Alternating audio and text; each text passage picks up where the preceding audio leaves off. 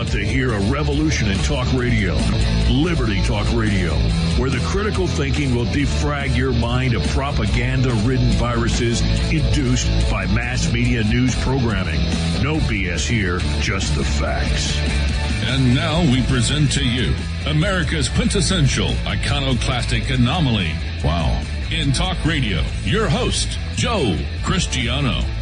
Welcome, everyone, to Liberty Talk Radio. Folks, this morning we have a full program. I'm going to discuss a few current issues before our guest comes on in a few minutes. Her name is Jennifer Meadows. She's a talk show host and a producer for several online programs. She's also been on commercial radio. Right now, she writes for Sons of Liberty and CommDigNews, of which she is a talk show host.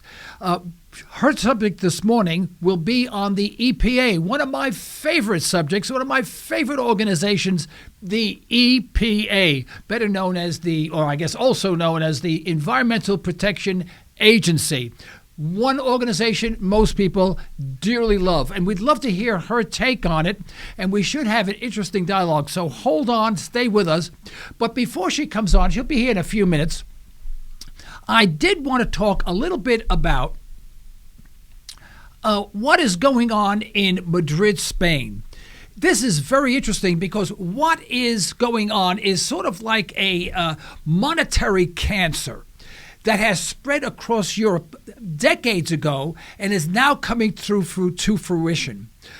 You cannot mechanically and artificially run an economy and then expect it to work, and then when it falters, ask those people who have been literally forced by the populace to involve themselves in economic activities and then make it work. And let me explain this. Here we have thousands upon thousands of people taking to the streets, not only in Madrid, but also in Greece and other places in southern Europe. In fact, if you draw a line across Europe, the center of Europe, everything below that line is actually in a full-scale depression. We're talking about unemployments of 20 to 25%, employment of young people, 30 to 40%.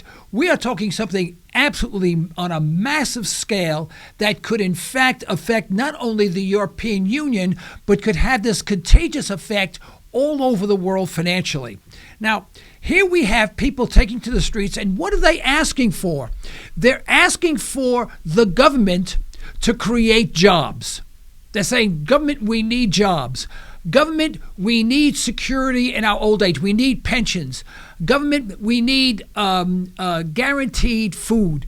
In other words, they are looking toward the failure of government to solve the problem of failure. Now, that's like me going to organized crime and asking them to clean things up and make everything legal. It ain't going to happen. These people have totally lost their way. I wonder in the universities, and the universities in Europe are usually pretty high caliber. These universities in Europe, especially those that teach business and economics, what are they telling these students? Are they saying that government is the entity that actually creates jobs, that the free marketplace doesn't exist, that if people want a product and someone wants to manufacture a product, that they don't get together and they, for their mutual benefit, actually create this economic growth? I mean, what are they teaching these people? That you sit there and do nothing, and then this government entity, which is all a ruse. I mean, they're a bunch of criminals, in office that are taking money from the populace in order to stay in office. They're the ones capable of creating jobs. Are they creating all the products and services? Do they tell people you have to produce a car, you have to produce tires, you have to produce a radio, you have to produce an iPhone? No, they don't do anything. So what are they asking the government to do? The government can't do anything. It's like me going to organized crime and saying, please clean up all of this crime in America. I mean, it's not going to happen. If anything, it's going to embolden them to do even more. So it looks like, from my perspective, that the entire economic system of Europe has failed. And the reason why it has failed is because it relied on a socialistic ideology that could never sustain itself.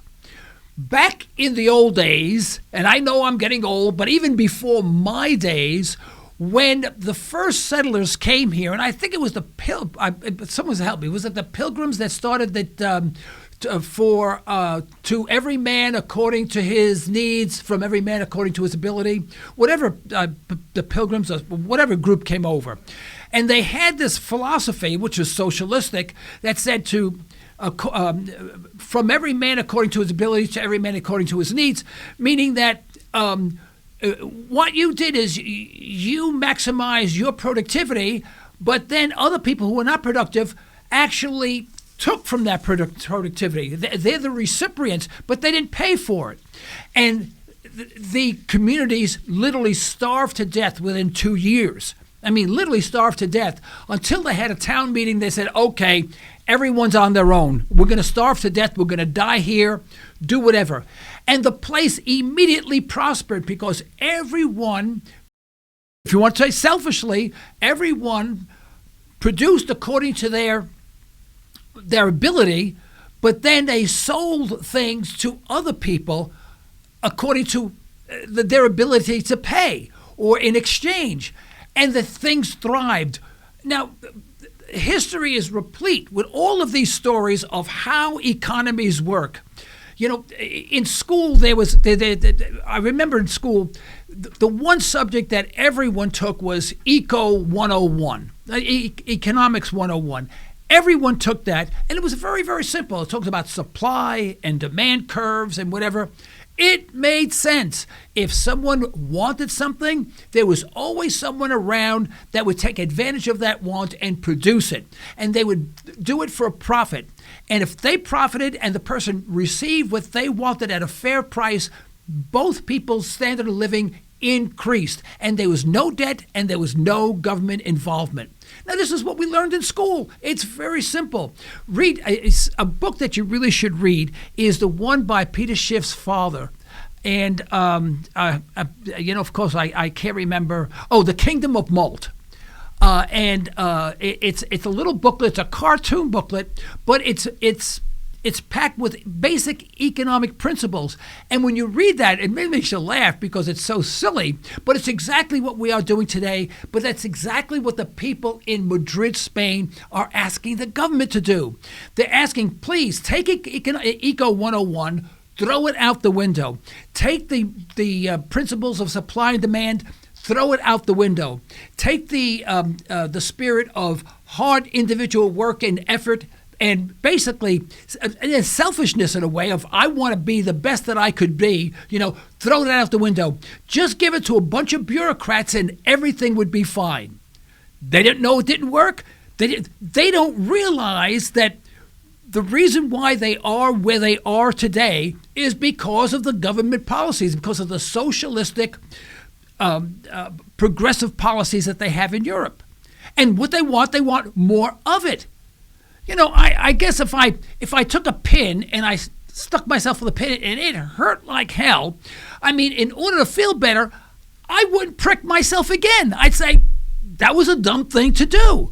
Well, where are all the people? Where are all the economics professors in Europe? Where are they saying, where are they? They should be on radio and television saying, hey, our economic system doesn't work, can never work. What you did is that you try to get something for nothing. Now, my mother was not an economist. She went to grade school. I'm not sure she even went to high school. She was a very plain lady. She was always behind the stove cooking, She was a very, very, very plain, wonderful. She was an angel, a saint on earth, my mother, But she understood these things. She understood the very basics of staying home, minding your own business, working hard, keeping the family together, helping one another. Basics. We're talking basic life. And yet the people in Madrid, Spain, and by the way, throughout all of Europe, Eastern Europe, Russia and China, they all think they can beat the system. Well, let me tell you how this is going to end up. I can guarantee you this. I'm not sure when it's going to happen, but it'll end up when Mother Nature, and I use Mother Nature as just a general term, Mother Nature gets so hacked off at the stupidity of humanity that the whole system collapses. And that's what they call a black swan. That's when something happens and then the ball rolls in the opposite direction and bingo, you can't stop it. That's exactly what's happening today. You know, this studio wasn't constructed, designed, built, or paid for by the government. It was done by the hard work and sweat of all the people who work here. And hopefully someday I'll even make some money out of the deal, which I don't make now. But it's because of individual effort and the need and fulfilling a need of the public that you both gain, and as a result, you raise the standard of living of both. It's an incredibly simple system. Anyway, good luck, Madrid, Spain. You're going down the tubes. There's no turning back. You know, I'll speak to you. We're going to have a show regarding the condition of Europe right after the big, the greatest depression, which is right around the corner. Now, is our caller on the air? Is our guest on the air? Did she call? Right. Did she call? What's her number? Okay. What's her number? It is 202-904. Okay, got it. Okay. Jennifer, is that you? This is me. Hey, Joe. Hi, Jennifer. Thank you so much for being on our program this morning and allowing me to rant on something that's been on my mind now for about a week, and I just had to get it off because if I didn't, I would have exploded, and that wouldn't have been good. Oh, I hear you. I appreciate you having me on your show. Well, Jennifer, I have to tell you one thing. This is personal. Your name really endears me because one of my favorite actresses, well, I guess they say actors now. You don't say actress anymore, but was Audrey Meadows, and she played Alice, Ralph Cramden's husband in The Honeymooners. I guess you may be too. Right. You remember that? Yeah. And I thought she was it. And I always. Yeah, I do. And actually, people have asked me that before if there's any relation, and I would love to say yes, there is. But there's no relation. But a great show. Yeah, great show. And you know, I'm not a TV buff. I can't remember anyone that I watched on television. But her, I mean, she's still in the back of my mind. And when I saw your name, Jennifer Meadows, I said immediately came Ralph Cramden and you know, and The Honeymooners. Anyway, I want to thank you for being on a program this morning. You wanted to talk a little bit about. I gave you an introduction earlier, by the way, folks, and just to give you a brief summary. Jennifer is a talk show host and producer of both Digicom and Sons of Liberty. She's a talk show host right now, and she also writes for both the Sons of Liberty and for Digicom.com. And she's also been on commercial broadcast, and she's also has her own program on the internet. Jennifer, your subject today was going to be the EPA, one of my favorite subjects, by the way. Can you tell what's wrong with the EPA? I mean, how could you be against the EPA? Here we have a company, an organization that wants to protect us from all the harmful foibles of big bad industry. How could you be so mean? I know what's wrong with me, right? And I tell you, I've never been a big fan, and I think most Americans are not a huge fan of the EPA or the Department of Energy either. But what I find really interesting this past week is they're no longer happy making large industry miserable, but now their target, Joe, is you and me. Right. I mean, you know, what did I do? I mean, for God's sake. And this past found out that they want to regulate how you and I take our showers and what we do in our own backyard with our barbecue grill. I mean, what in the hell is going on here? Well, it's about time. We're getting to large industry. Isn't large that amazing? Industry. I mean, why can't they go after the oil and gas companies and leave me alone in my own backyard?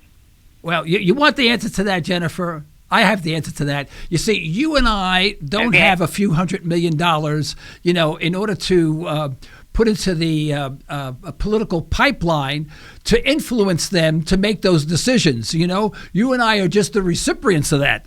So we're not giving in. We're looked upon as taking out. So we don't have any say in this whole thing.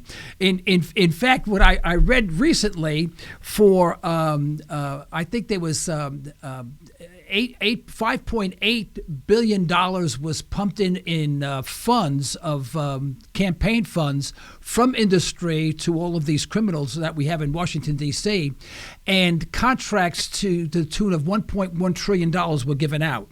So you see, if you and I only had a few billion dollars, we could probably change this. But right now I'm a little short of that. Yeah, most people are, and it has gotten to be a huge regulatory agency, and I think it's very telling, though, that they are no longer targeting just large industry, but now they're going to make you and I miserable at home, and it's ridiculous. I thought, I'm sitting here and I was reading last week. I saw a headline about the fact that they want to regulate how we're in the shower. And they've even got their little system, and I can imagine, Joe, you're on your resort, your vacation, you're in your hotel shower, and here's what they want you to do. They're trying to get people to shower in 5 minutes or less, okay? So you're going to get in your shower. This is by the EPA. They put this out, okay? So if all this goes through, this is how we'll be showering in hotels from now on, I guess. You're going to turn the water on. You're going to rinse up your hair, your body and stuff, and you're going to turn the water off. Then you can get all the soap on you and all this kind of stuff. Then you're going to turn the water flow back on, and they want you in and out in less than 5 minutes. Less than 5 minutes, and all of that just to save a few gallons of water, okay?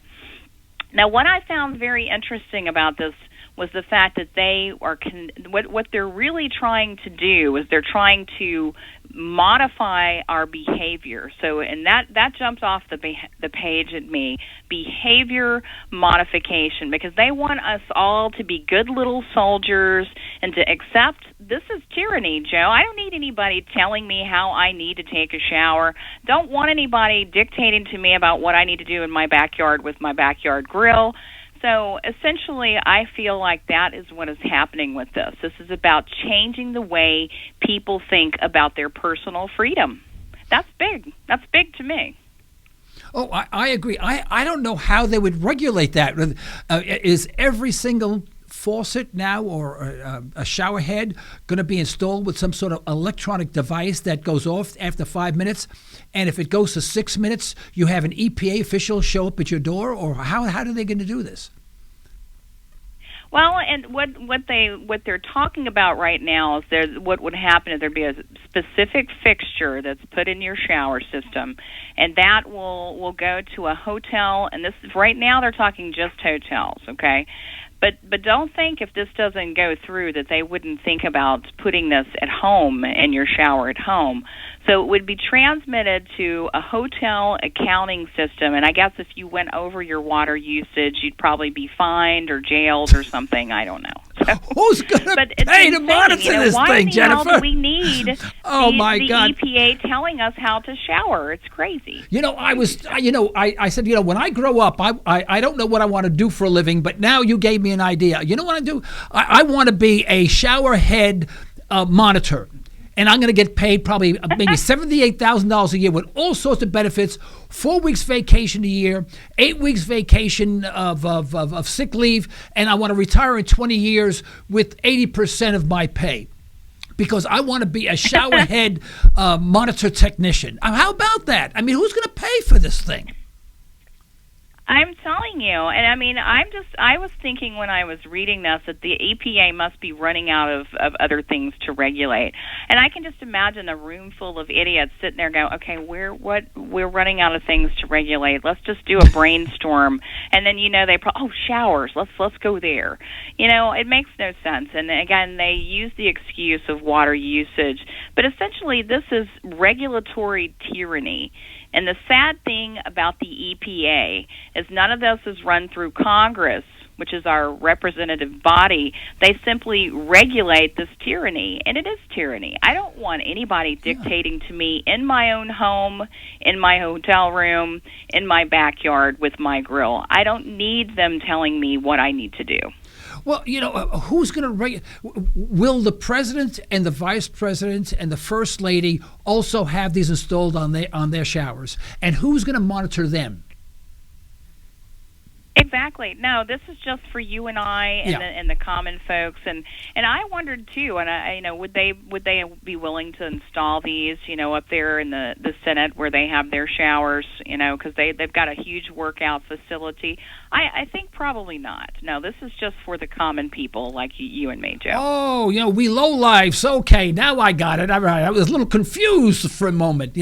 Now, but you brought up a good point, and that is, the EPA is not Congress. The EPA cannot dictate or create laws. The laws have to be created by Congress. And even Congress cannot create all the laws, because many of these laws are on the state level, and they have to go to the state Congress and the state House, the state Senate, in order for approval and ratification. And they're bypassing all of these layers of checks and balances and representations of the people, and they're becoming the enforcer of law. Am I right, or am I missing something? And you're completely right. And what's happening? These kinds of decisions should be taken at the legislative level, and Congress should be approving or disapproving. And most of this stuff that goes through the EPA, through the Department of Energy, and a lot of other agencies as well, not just them, would never get approved. And so essentially they're trying to create this change through regulation. So it's kind of like Barack Obama and what he's doing right now. He's not getting Congress to cooperate with him on everything. Right. So what does he do? He's signing an executive order and bypassing Congress. Unconstitutional. Well, unconstitutional. With the EPA. This completely bypasses Congress. It goes through a regulatory agency, and they create the changes they want. And the only two people that can rein in the Department of Energy or the EPA would be the president himself or Congress. And of course, Congress could decide not to fund. And I do think, Joe, we are coming to a point in time in history in this country where we will have to. Joe, we don't have a choice. We're running out. We have no money. $18 trillion in our federal debt, okay? So we have no money. How can we continue to fund all these agencies and these studies and things that just go on into, infinity? We will have to cut funding for some of these agencies. Well, just 3 weeks ago, I think we gave Jordan $2 billion for infrastructure improvements. I mean, our bridges are falling apart, and then we have no money, so we give $2 billion to Jordan. It's true. I'm sorry, you lost me on that one. And a lot of Americans do not even know this is American tax dollars. Just like we found out, Netanyahu was a great victory last week by Benjamin Netanyahu for the re-election for Israel. Come to find out that $300,000 was used of American taxpayer dollars were used to try to influence that election. And, I don't want my taxpayer dollars going to other countries. It needs to be going to the United States to help our issues, our problems. But that doesn't happen, Joe. Right. Well, I want to mention just for a second, Jennifer, that if people are calling in, I think there was a change in the program somewhere. So normally you would be instructed to press 1 if you wanted to ask a question or make a comment or disagree with us, So if you are listening to this program via telephone, and you want to make a comment or ask a question, you have to press 1 so our board operator will know that you want to get on the air, and we can put you on the air concurrently with Jennifer and myself, okay? Make sure you press 1, because last week we didn't know the system had changed, and people said, well, geez, there was no way for me to ask a question because they weren't prompted to ask to dial 1. And we just hope there's not a breakdown of the system because it's too complicated to fix anyway. So please do so. And we would like to hear from you. You're not going to interrupt us at all. Well, you know, I have such a problem with this on so many levels, because why do we have a Congress and why do we have a Senate? When it's always done by some agencies are the ones that are writing the tens of thousands of pages of regulation every year. I mean, all Congress and the Senate do is argue back and forth. They get very little done, thank heavens. You know, they get very little done. And then it's sort of relegated to some sort of agency or executive order, and then it gets done. And it's always bad. It's never to our benefit. It is always to our detriment. And it seems like the whole system is convoluted to a point where we no longer have a representative democracy. We no longer have a republic. We have this oligarchy, you know, with a worthless Congress and a Senate, no representation, with these organizations that are really running the whole place roughshod on everyone. And here we are, and we have no way of pushing this back.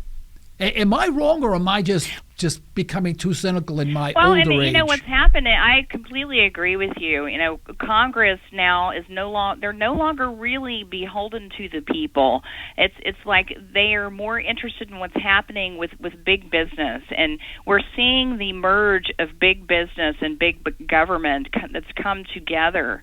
And what happens is the people are now left unrepresented, and so we continue to vote in new people. I was very excited after this past election in November to see that we had so many conservatives, not just Republicans, a lot of new conservatives, fresh blood coming in. And again, been very disappointed, especially with people like John Boehner at the helm.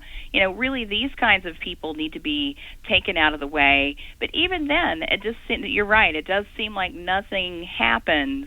The right changes don't seem to be being made. And you know it's bad when you have Harvard law professors coming out and criticizing the president. And I don't know if you've seen over the last several weeks, his name is Lawrence Tribe, has come out, and this actually was a mentor for the President Obama. And he's come out and said, just specifically talking about the EPA, and this is a quote from him, actually. He says, the EPA possesses only the authority granted by Congress. He says, it's a gambit here raises serious questions under the separation of powers because the EPA is attempting to exercise lawmaking power that belongs to Congress and the judicial power that belongs to the federal courts. And he says burning the Constitution should not become part of our national energy policy. And that's what he's talking about. You know, there's a lot of new changes came out last year under something that's called the Clean Power Plan, and I don't want to bore people with a lot of the details, but essentially it is a takeover of our a federal takeover of our electrical power plants. And here we have a Harvard law professor, okay? It's not a bastion of conservatism, and even he's coming out and saying we cannot do this. These are powers granted only by Congress. Right. Well, hallelujah. We're going to take a quick break, but folks, if you want to call in and ask a question, and I just hope the system's working. If it's not, I'm going to be one unhappy camper because we've been working on this now. We just opened the studio very recently, and we keep on adding equipment, and every time we do, everything gets rewired, and if I knew how much work it would have been, I would have been doing this out of my home. But I would never have done this again.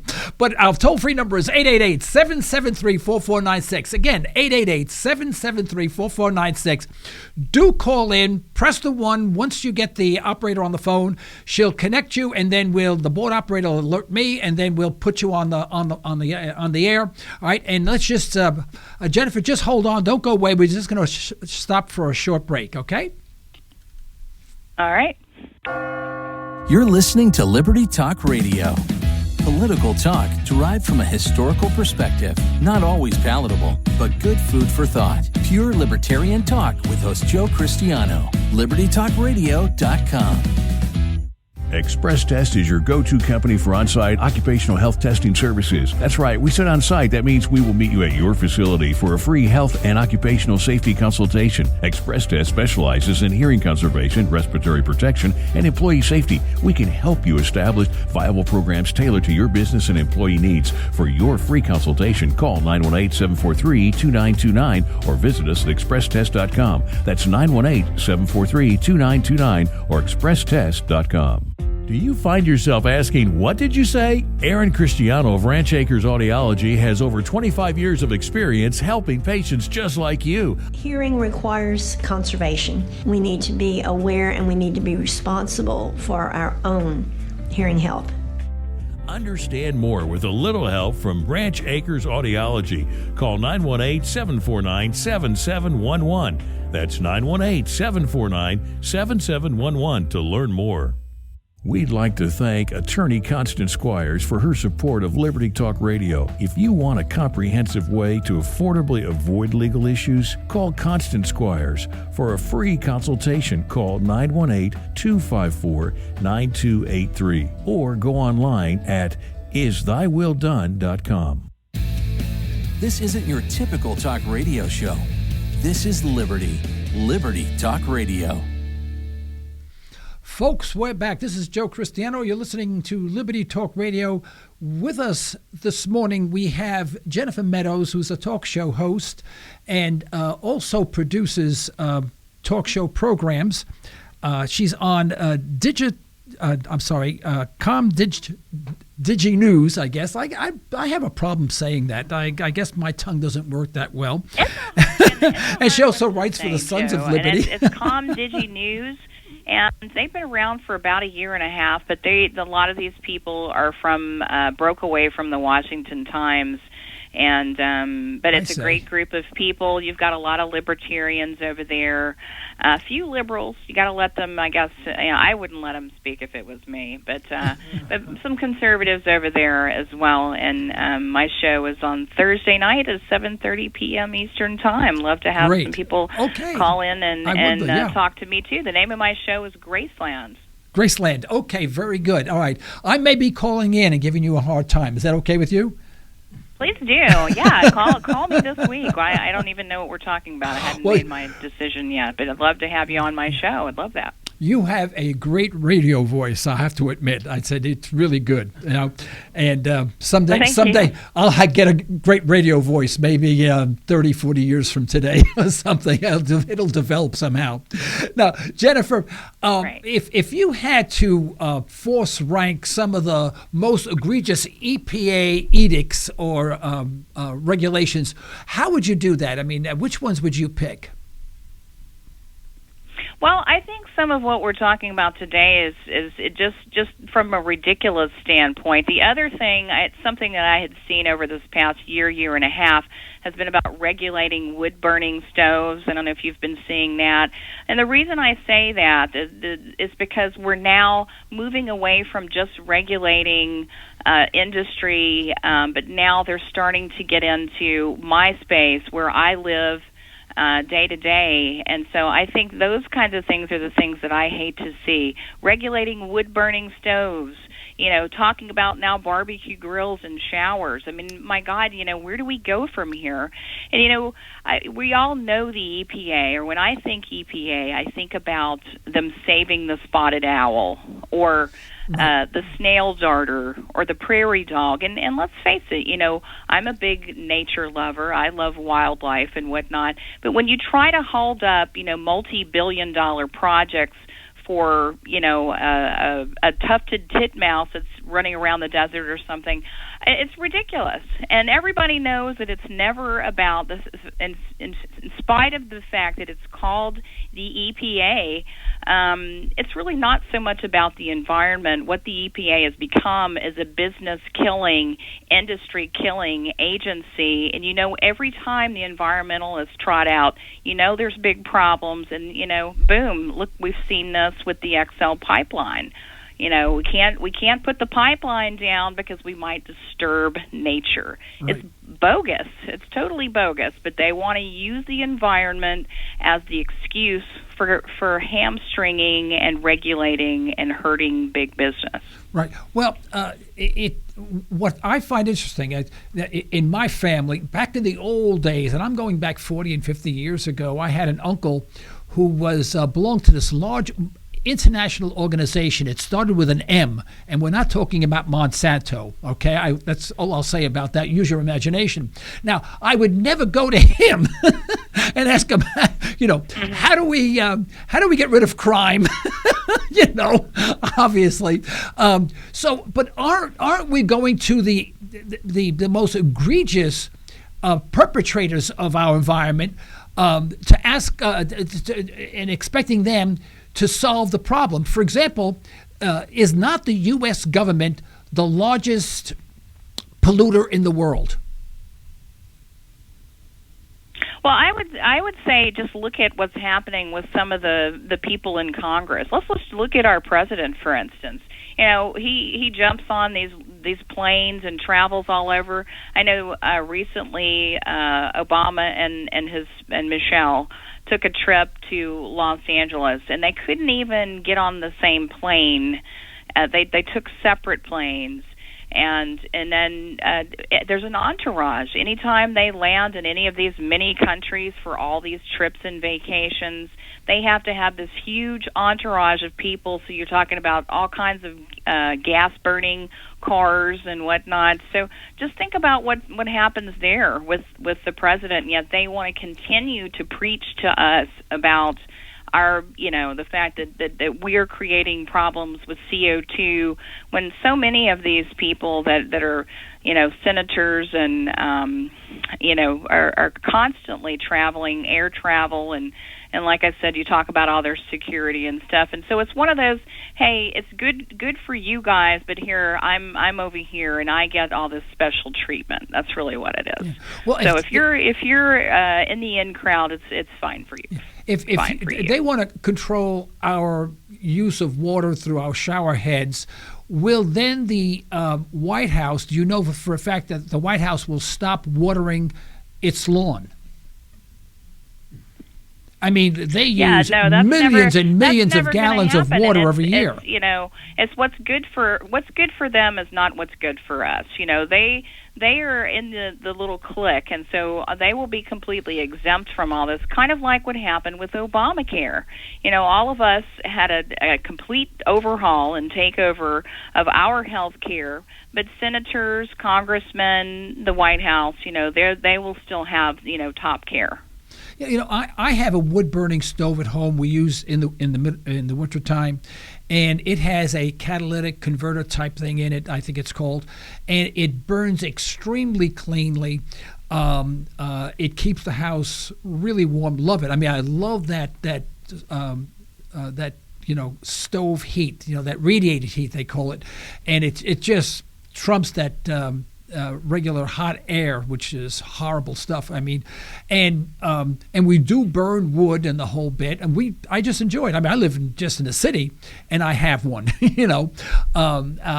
right. You never see any smoke. You don't smell anything or anything like that. It burns very, very extremely hot, 500 degrees or more, and but that is such a small portion of the overall look at our armed forces. We have aircraft carriers floating all over. We have 13 aircraft. We will have 13 or 14 aircraft carriers after the General R. Ford classes finally get on the road on the seaways, and these are strictly offensive weapons.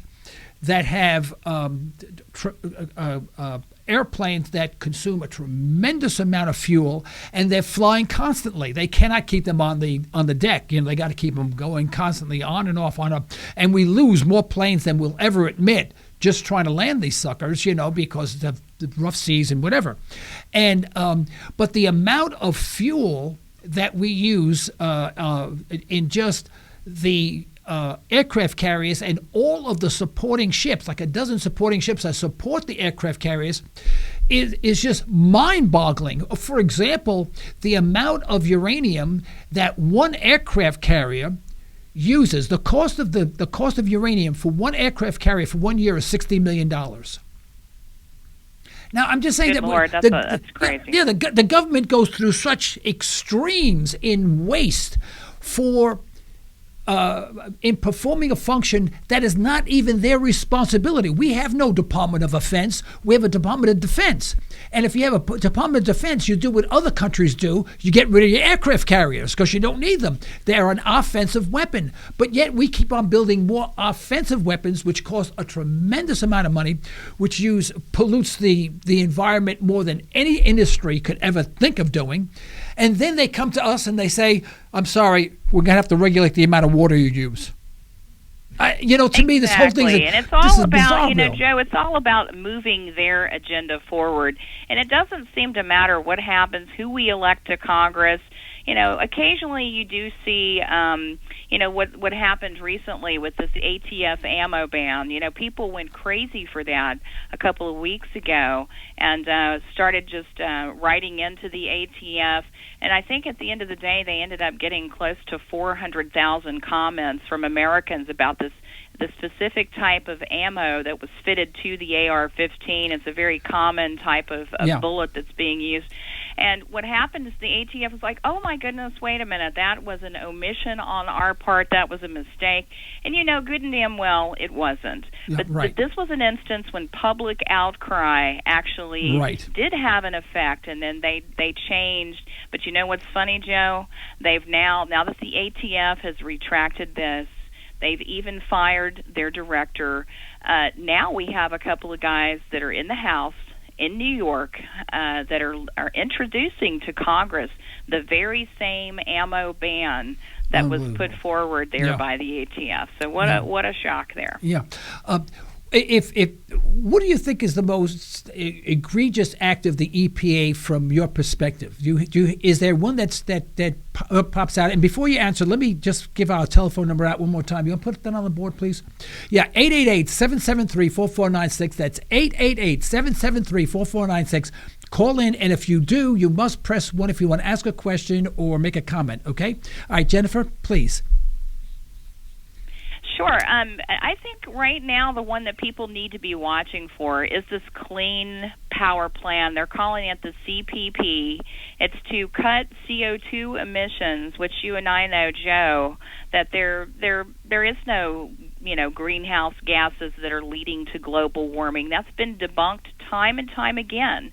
Now, what this Clean Power Plan, what it will do, it is basically a takeover of our regulatory industry, and it's targeted at electrical power plants. Now, if all of this goes through, we will see our energy prices go through the roof. Right. Okay, you're talking about your power bill will probably go up 60, maybe even more. A lot of times we don't even know, but that's what the state of Indiana that looked into this was estimating that you would see your electrical power bill probably go up 60 to 70%. So I think that's something that we definitely need to be watching for. And again, the EPA is basically this is like regulatory tyranny, and they're going to continue to dictate through regulation what they cannot get through Congress. So the only course we have is to get not just a Republican in the White House in 2016. We need a conservative in the White House in 2016, because the only people that can stop the EPA or DOE or any of these other agencies is either Congress or the president. And how Congress can strike out against this is to stop funding.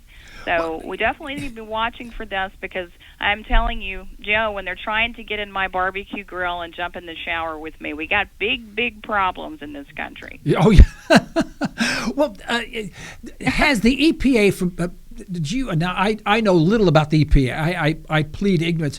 Has the EPA ever slammed the government for wasteful use of our environment or polluting the environment? Has the EPA ever gone to the government and said, "Stop, stop doing this. No. This is disgusting"? It's always about business. It's a very anti-business. So you're always going to find the people that are at fault are large business or individuals that they see are, hurting the environment and whatnot. And, I know there was a funny, and I happened to work in energy for a couple of years, and so I saw some of this firsthand, and it's just insane. My job was to do research on alternative energy, and I work for a small alternative energy company. And finally, at the end of the day, that company has now gone out of business. But we finally realized the only projects that were being funded were solar and wind, and that was it. Wind energy and solar energy. Nobody else was getting funding. And the reason for that is because neither one of these are viable energy solutions. Solar is not viable, and wind energy is not viable either. Yeah. I remember back in, I want to say the late 1970s when the government first put out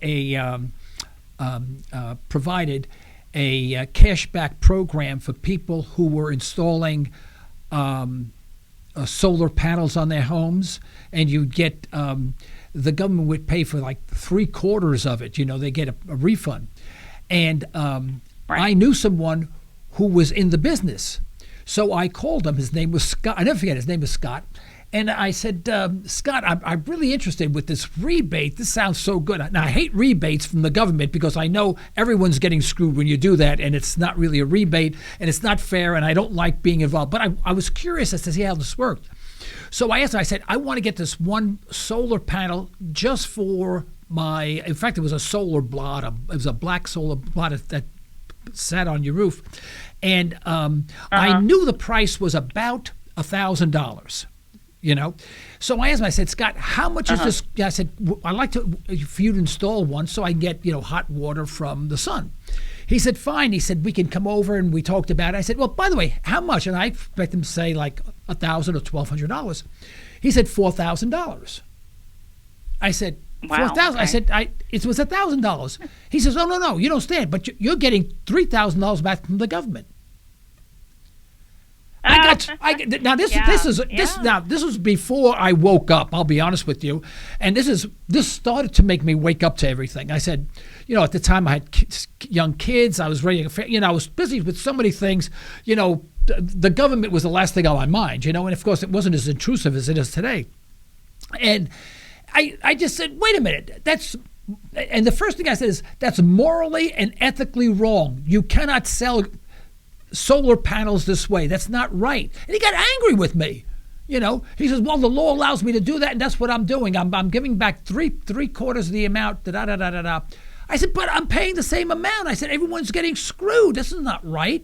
I never spoke to the guy after that.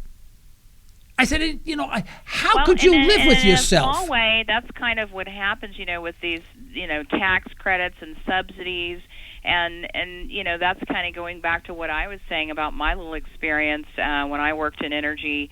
A lot of people have been writing about these subsidies to continue to allow wind energy to be competitive. Wind energy can't be competitive.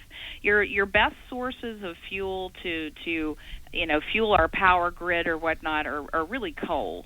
And we now have clean burning technology that works wonderfully. And so coal, natural gas, and oil, those are your three best choices. Well, in order for something like wind energy to be competitive, the government has to subsidize it. And it's only because of that that they can be competitive. Right. And it's just ridiculous. Here we live in a nation that has more oil, gas, and coal reserves than any other nation in the world. I don't Yeah. even think Americans realize that. Well, even more And yet recently, we're not able to take advantage of that anymore because of agencies like the EPA. yeah, even more recently, when I say recently, I meant maybe 5 years ago, I went to a Honda dealership because they had a natural gas car. You know, we use compressed natural gas. And I said, geez, that's kind of neat. And I said, so I went to go see one. And at the time, it was the Honda Civic, I believe. And at the time, the Honda Civic was about $20,000. You know, you can get it for less than that if you haggled, and depending on which model you was interested in. And so I said, geez, I really would like this car. And now, natural gas car is no different than a gasoline car. Just the tubing is different and the tank is different. It's exactly the same. You can convert your car to a natural gas car for, about $4,000 if you go all out. So I said, well, geez, you know, maybe it costs a little bit more. So the guy said, how much? He said $27,000. Now, this is several years ago, so $27,000 is like $34,000 today.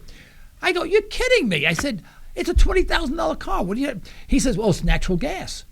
I said, but it shouldn't cost you any more to produce. It's on an assembly line. I said, you're not having a special engine or anything. You're just having different tubes put in the engine, you know?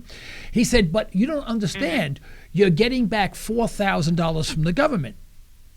I said, so you're gypping me out of $3,000, and then you're gypping the taxpayer out of another $4,000, and that's your $7,000. I got so angry I left. I said, you know, I can't buy anything today because I get angry when people want to sell me something at a deal. I can't stand it anymore. It's absolutely ridiculous. It's a backward way of thinking. You know, really, the United States is not a big polluter when you talk about the entire world. And yet we continue to hamstring business and technology by agencies like, you know, the EPA and the Department of Energy.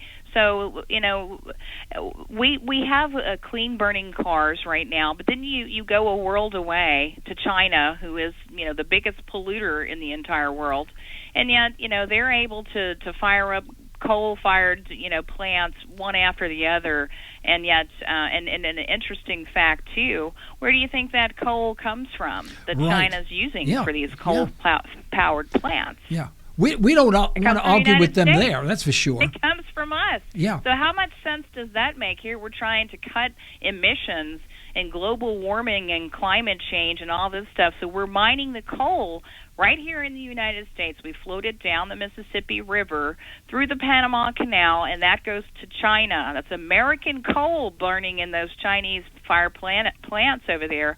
And yet the United States can't do the same thing. You wonder why business is hurting. You wonder why energy is hurting. It's because of the taxes and regulations that this type of big government continues to put forward. And I tell you, what's starting to finally happen is the industry is finally being hurt by all this regulation and being hurt by all the taxation. And that's why Americans can't find jobs. All our jobs are in China and India and Mexico, South America. We need to bring back those jobs to the United States. And it's so simple, Joe. All we need to do is get rid of all these regulations, which would be a hard thing to do, I have to say, especially with these guys we have in Congress right now.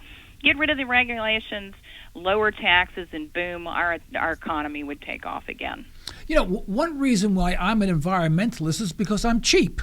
Okay, I'll be the first to admit it. You know, if I took you out on a date, you know, we would go to a coffee shop, but I'd make sure I get a discount on the cup of coffee. I hate to tell you that, but that's the way I am. All right, and if I know if I know that I can do something and save money, I'll do it that way. And normally, if you, in many cases, if you acted in your own self-interest, you would pollute less. You wouldn't buy some of the things that we buy today, and which is very, very wasteful for the environment. And yet we're not allowed to be individuals in that regard and be our own personal EPAs, if you will, in order to save the environment. It's a very selfish motive. I don't want to see the environment go to hell in a handbasket. I mean, I would rather expend some time and effort and money to make sure things are more pristine than they are today. I don't need the government to do that, but the government doesn't trust my judgment at all. But I have to trust the judgment of an agency that has legislatively, no rights whatsoever to tell me what to do, but they do tell me what to do, and they have the backing by the government and, of course, the arms of the government. And it just hacks me off. I just feel like I might as well be living in Russia. Why am I living here? Well, you're right. What you're seeing is the rights of the individual, and I'm saying the individual of individuals, but also of business as well, are being trampled in lieu of the collective. That's the term that we're using today. We keep talking about things like, equal rights and fairness, and all that stuff sounds really good until you realize those are terms that are used in communistic countries. Right. This country was founded upon individual rights and individual liberty that come from that great document that's being shredded by this administration, the Constitution. It applies today. We've got to familiarize and refamiliarize ourselves with the Constitution, because they talk about equal rights, yes. They talk about individual liberty, and where does that individual liberty come from? Comes from God.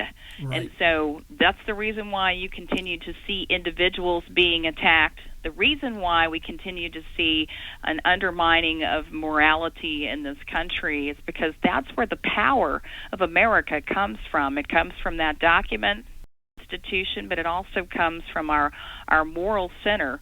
It comes from God. Right. And, for those people who are not, there's a reference from our forefathers. And so if you don't want to, it's the same thing. There's no difference. It's just difference in terminology. And it's embedded in the Constitution. They talk about that. In the Federalist paper, they talk about that. But now there's never any reference to that whatsoever. There's only reference to regulation, not natural law. And our natural law has been put out the window. And when natural law goes out the window, Mother Nature gets hacked off. When she gets hacked off, you can't fight it. She wins every single time. And I tell this is I talk about economics an awful lot and about finance an awful lot. That's really my forte. And Mother Nature on the financial end is getting kind of hacked. And when she does, boy, watch out. You can't stop it. Just like what happened in 2008, that was only a telltale sign of what could happen. Now, what do you think we could do? What do you think will happen? Because we only have about three minutes to go. What do you think we should be doing? Is there anything how do we push back without having to sit down, quit our job, and start writing letters to our congressmen that will result in just a form letter back again? What do we do now? Well, and I think, and I mentioned this a few minutes ago, what happened just 2 weeks back with this ATF ammo ban. I think a lot of times what happens is they float something out there and they wait to see how people are going to react. Yeah. If people don't react, I think they just kind of keep pushing forward with that agenda. But what happened with the ATF ammo ban, people got irate. And there were people calling in. There were people writing letters. This is what needs to happen. You think our forefathers would be putting up with this crap that we're dealing with right now? No, this right. is not even just the EPA and energy and all this. All of this is tyranny. They would have started fighting a long time ago. And I think what needs to happen is we don't need to be giving up and sitting down and shutting up. We need to be speaking out.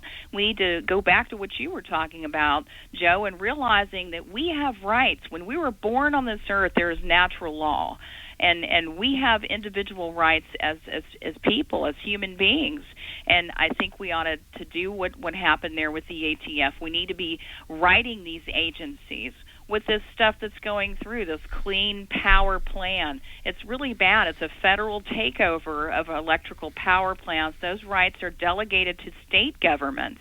So, I think states need to be pushing back against the federal government. We need to push them out of the states and allow the states to take control of those powers once again. And, we've been lied about this over and over again, the fact that states' rights, that federal rights trump states' rights. Not true at all. Right. States are more powerful than the federal Absolutely, government. Yeah, right. But I think individuals need to start speaking out en masse. And I think, Joe, that it's going to happen naturally, because when things like people start coming into and jumping in the shower and saying, "Oh no, you can't take but a 5-minute shower. Imagine how angry people are going to get whenever they start finding out that the EPA is trying to interject themselves in their backyard barbecue and their shower. I would love for the EPA. Speak out. I would love to hear the EPA tell my wife she can only take a 5-minute shower.